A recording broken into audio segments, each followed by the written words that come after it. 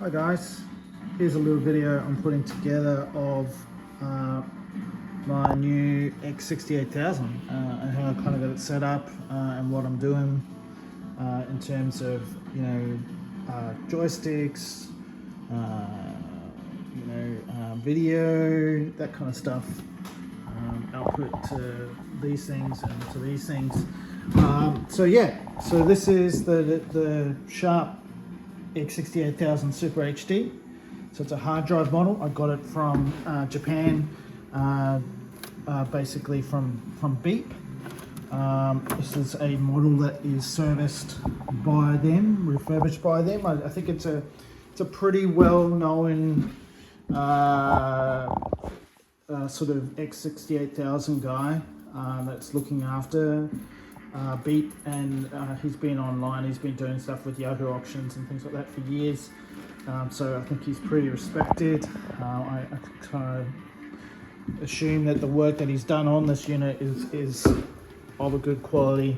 What's interesting is, it's still got the original power supply, so he's recapped it, he's changed, he's listed down all the parts that he changed, and I'm pretty sure it's going to last. So usually what happens with these things, with the X68000, is that the power supply does go on them.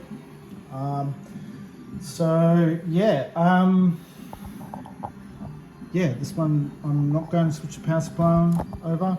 So I've got just a step down transformer, and I'm just using the step down transformer to do power for the unit. So what have I got in this thing? Well, currently I don't have the expansion card. I've got one of those coming eventually from Japan as well. I've already bought it. So it's a card that's got the 8 megabytes of RAM, and it's got the MIDI out on it as well. So I'll be able to hook up a MT32 Pi and get some audio going with it as well via MIDI. Now in terms of video, I had to make up a custom video cable. So I've made up a video cable here, this video cable, pretty straightforward. It's just a basically RGB HV going into a VGA cable, and I've just put some covers on this one, that goes from VGA out into an OSSC. The OSSC I've got currently hooked up.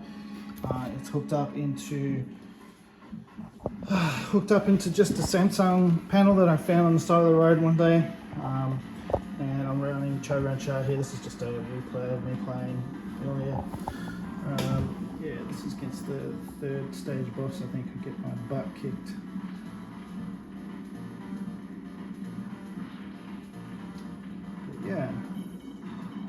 Now in terms of the video, as you can see, the video is cut off at the top, and there's also a little bit of cut off on the bottom.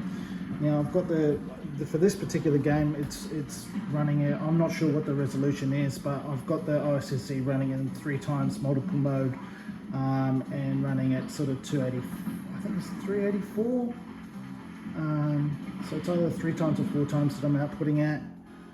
Oh no, I want to get through that one. So that must have been in the second stage one. The third stage is where things heat up in this game a little bit.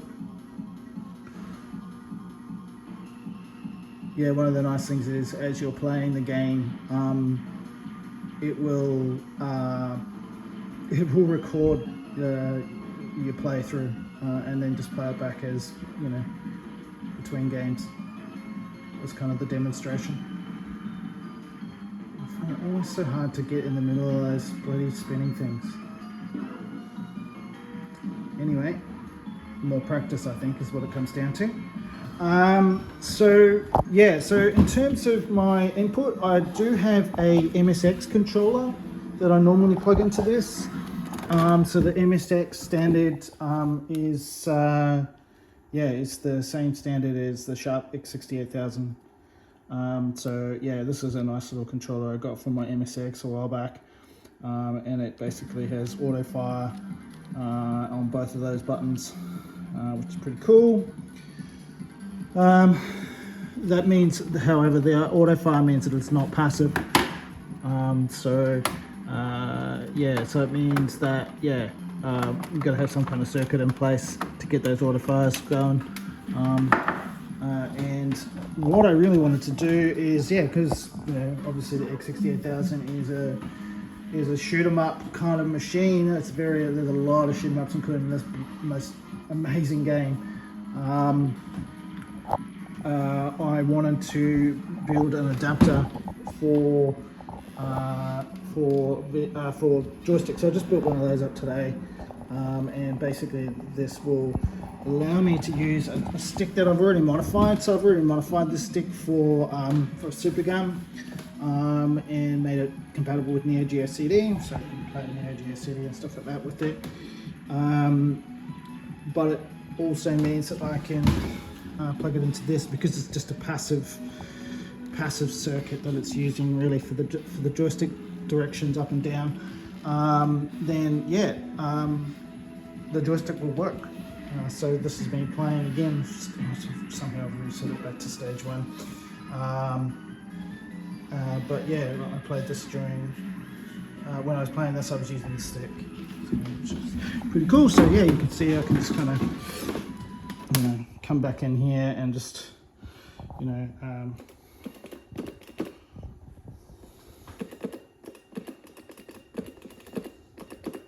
yeah.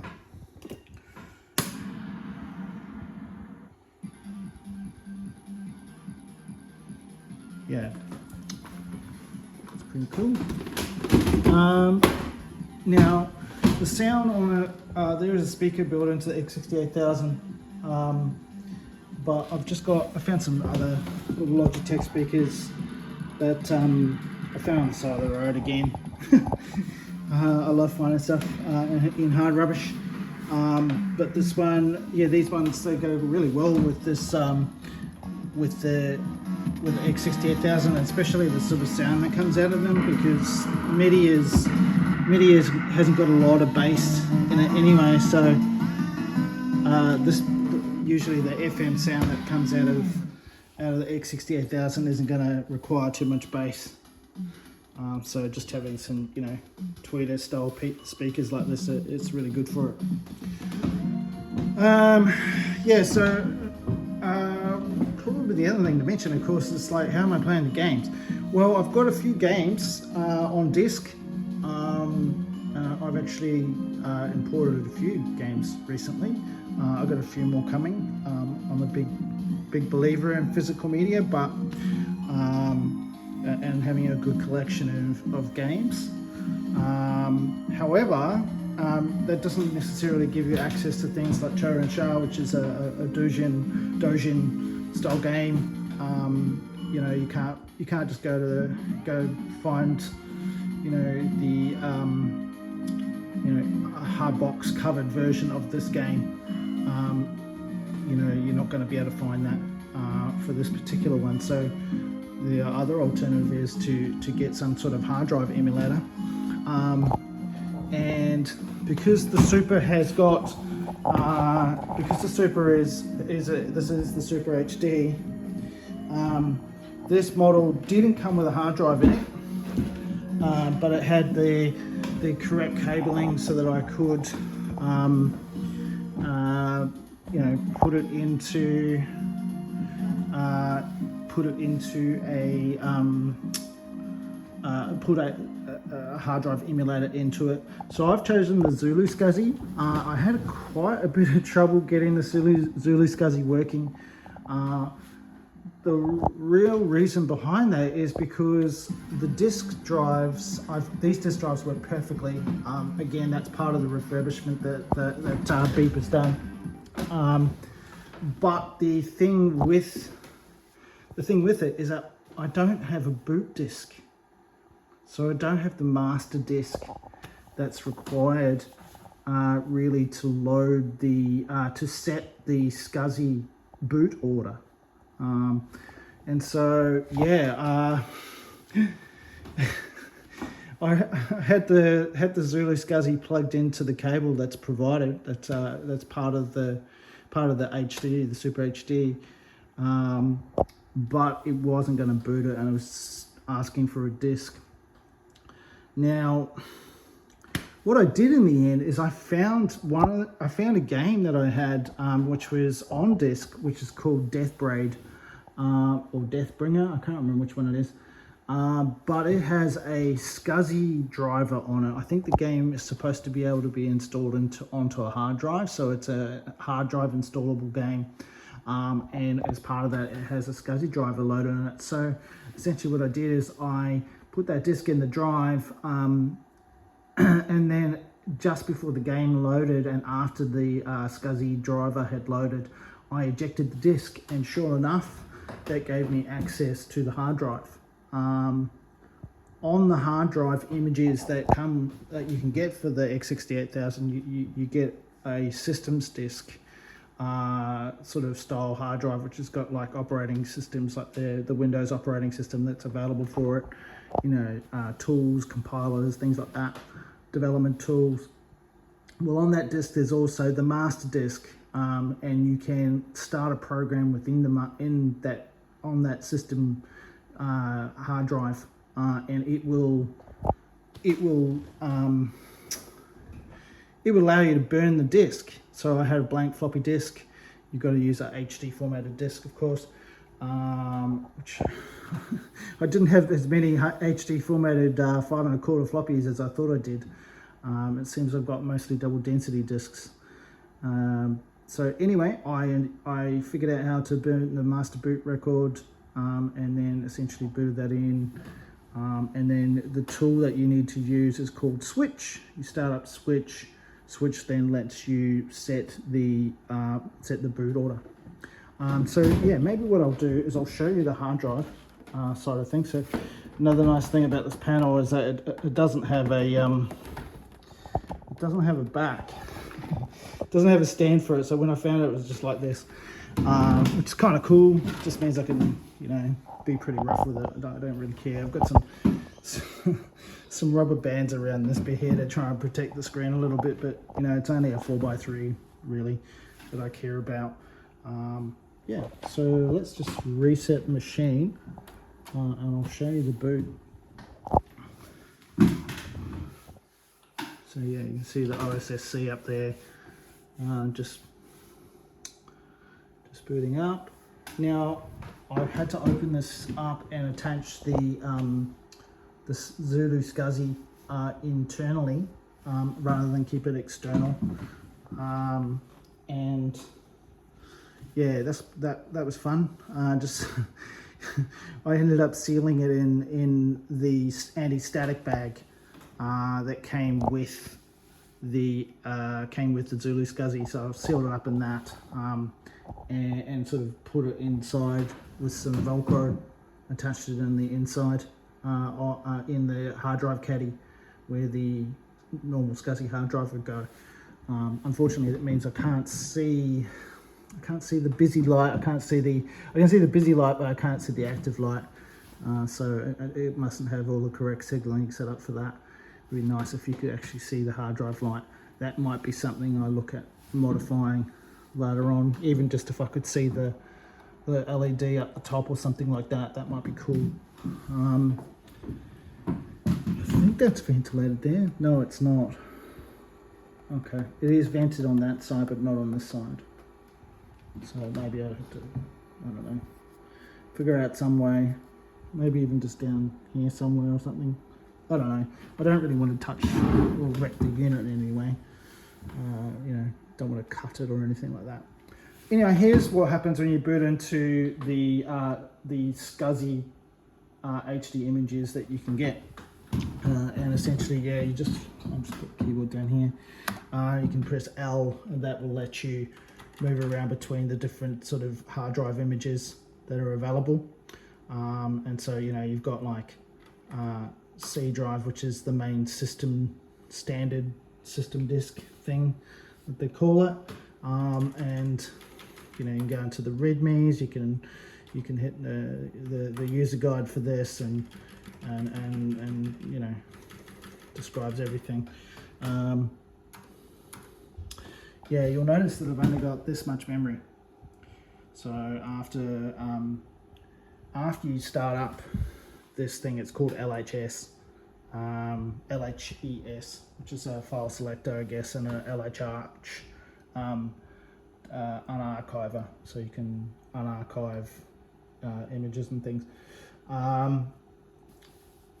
Zip file, not zip files, archive files. Anyway, as I mentioned, this is where I found the master boot record, or the master boot disk. So I just used that Human 302 one, and essentially what you can do is, yeah, you just go into this folder, and you hit enter on that one, and it would start it up, and then it'll ask you to burn the disk. And in terms of the tool that you need to use to run the switch, I think switch is in here. No, there's a C compiler though. Shell? No, can't remember where it is. I think this is under, yeah, it's under bin, and you just go down to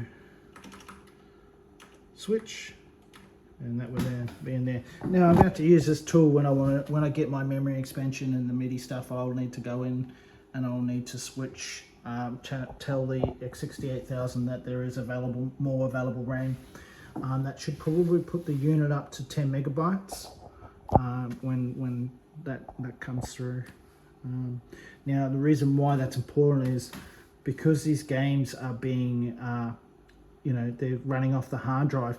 It actually turns out that there's only a few games that are hard drive installable officially, and so most of the games that you'll see, they are running on what they call a basically a floppy drive emulation, and so the hard drive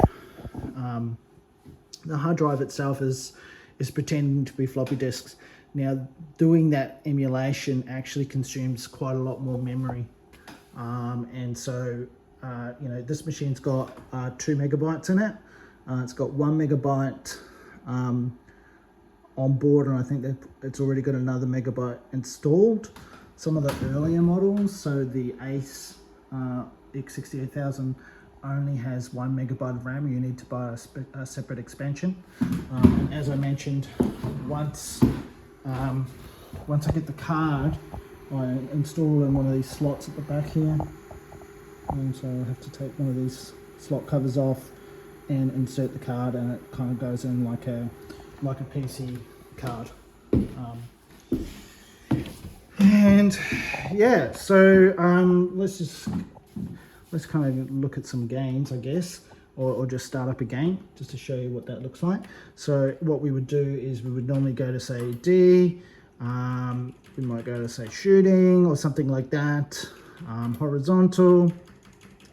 Now Cotton is one of those games that's going to require more than 2 megabytes to run, so that's not going to fit in the available 2 megabytes I've got, so that's not going to work.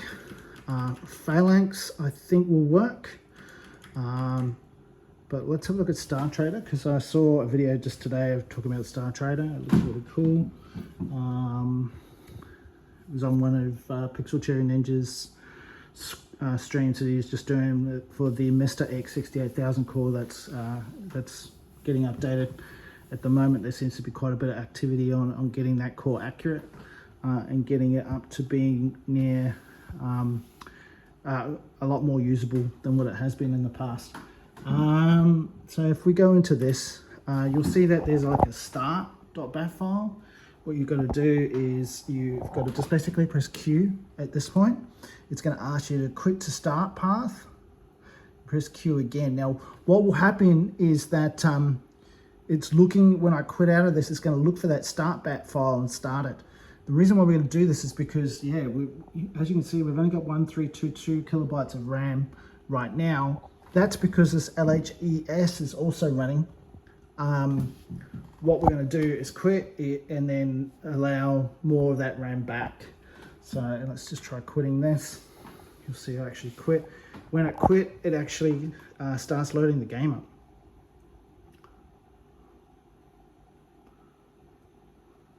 And here's Star Trader.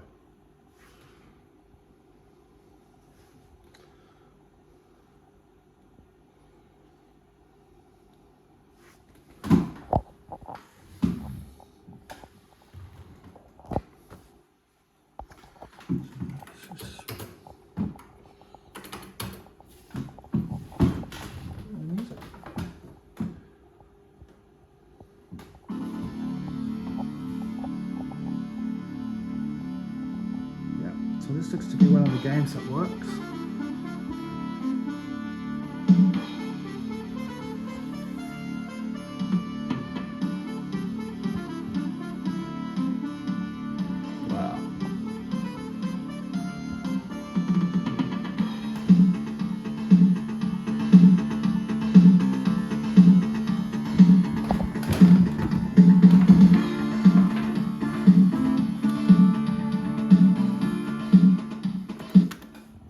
Yeah, and so you can see also that lots of these have got like a CRT mode.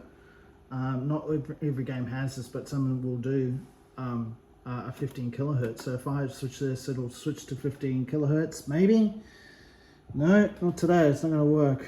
So this is one of the games that the OSSC cannot work with the standard 15 kilohertz. So I'll switch it back to 31. Yeah, that's interesting. Yeah, all right.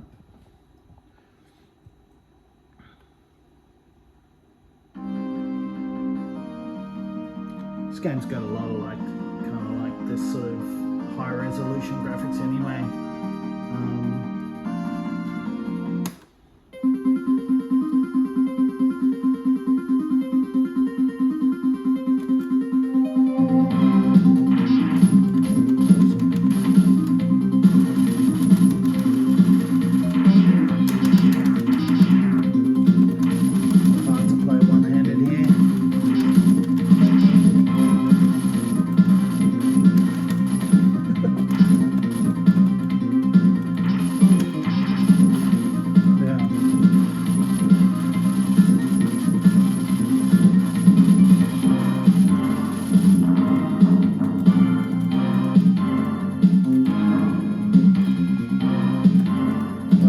Played this game yet. I would really like to have a go. It's really good.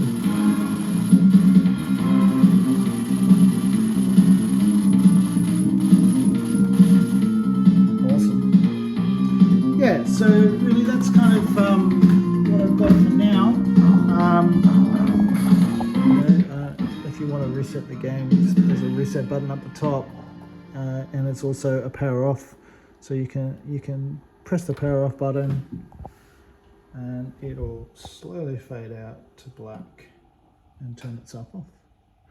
Now, of course, it will go into standby like this, which is not really standby, as a lot of PSUs. This seems to be what is likely that's killed it, killed the PSU. It is still putting a lot of power into that PSU. It's not turning it off. And I think that's probably how a lot of these machines have been left. They've been left for a long time in the standby mode. So I would recommend turning them off. Don't leave it like that. Just turn it off. Turn it off. The power switch has got a power switch on the back. So the standard power switch. There. No. Where is it? Over here. Then you're supposed to turn that off. Yeah, cool. Yeah. All right. Well, thanks, guys. And yeah, maybe I'll do another video soon, going over the expansion card. Yeah. All right. Take it easy.